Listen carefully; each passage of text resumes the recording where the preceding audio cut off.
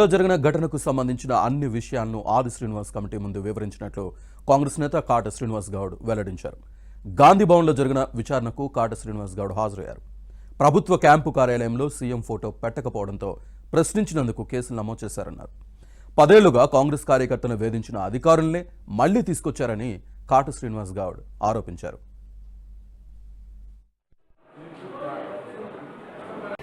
ఒక్క విషయం అన్నా, నేను దాన్ని దాడి అని అనను.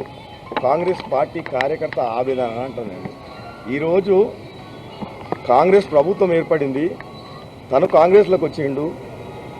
తను కాంగ్రెస్ ఎవ్వరు ఏ పార్టీలో ఉన్నా, ఏ పార్టీ ప్రభుత్వం వచ్చినా ఆ ముఖ్యమంత్రి ఫోటో పెట్టాల్సినటువంటి అవసరం ఉన్నది.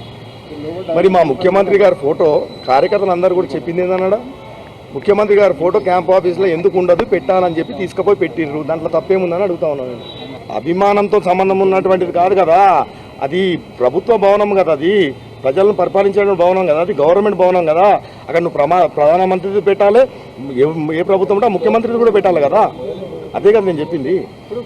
అదే ఉంది. ఇప్పుడు నేను చెప్పాల్సిన వర్షం నేను చెప్పినాను, తను చెప్పాల్సిన వర్షం తను చెప్తాడు. రేపు కమిటీ ఏ నిర్ణయం తీసుకొని మళ్ళీ పిలిపించి మాట్లాడి ఏ మాదిరిగా డిసిషన్ తీసుకొని నాకు చెప్తారో అప్పుడు దాని తర్వాత